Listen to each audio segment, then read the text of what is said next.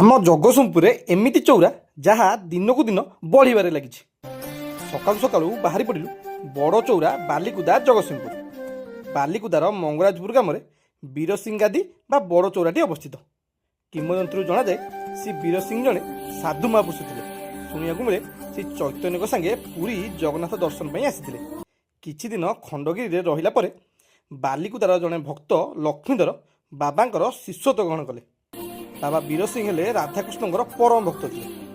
ଯେତେବେଳେ ଲକ୍ଷ୍ମୀଧର ଜାଣିବାକୁ ପାଆନ୍ତି ବାବା ଦେହତ୍ୟାଗ କରିବେ, ସେ ବହୁତ ଚିନ୍ତାରେ ଥାନ୍ତି। ବାବାଙ୍କ ଦର୍ଶନ କିପରି କରିବେ? ପରେ ବାବା ତାଙ୍କୁ ତାଙ୍କ କମଣ୍ଡୁଳ ଓ ଆଶାବାଡ଼ି ଦେଇ କହିଲେ, ଯେଉଁଠି ବଉଳ ଗଛ ଓ ଲିମ୍ବ ଗଛ ଏକାଠି ଥିବ ସେଇଠି ରଖି ମୋତେ ପୂଜିବୁ। ବାବା ଖୋଲା ଆକାଶରେ ରହିବାକୁ ଭଲ ପାଉଥିବାରୁ କୌଣସି ମନ୍ଦିର ଏଠାରେ ହୋଇନାହିଁ। ସେବେଠୁ ଶ୍ରୀ ବୀରସିଂ ମହାପୁରୁଷ ଏଠାରେ ପୂଜା ପାଆନ୍ତି। ଆଶ୍ଚର୍ଯ୍ୟର କଥା, ଏହି ଗାଦିରେ ଚଉରାଟି ଦିନକୁ ଦିନ ବଢ଼ିବାରେ ଲାଗିଛି। ଆପଣ ଏଠାକୁ ଆସିଲେ ନିଜେ ଜାଣିପାରିବେ। କେହି ବି ଏଠାରେ ମାଟି ପକାଇ ନାହାନ୍ତି। ଯେହେତୁ ମାଟି ବଢ଼ୁଛି, ସ୍ଥାନୀୟ ଲୋକ ଏହାକୁ ବଡ଼ ଚଉରା ରୂପରେ ପୂଜା କରନ୍ତି। ମୁଖ୍ୟ ପର୍ବ ଚୈତ୍ର ପୂର୍ଣ୍ଣିମାରେ ବହୁତ ଲୋକ ଏଠାକୁ ଆସି ବାବାଙ୍କ ଗାଦିକୁ ଦର୍ଶନ କରନ୍ତି। ଫୁଲ୍ ଭିଡ଼ିଓ ସୂର୍ଯ୍ୟ ମନ୍ଦିର ଟ୍ରାଭେଲର ୟୁଟ୍ୟୁବରେ ଦେଖିପାରିବେ।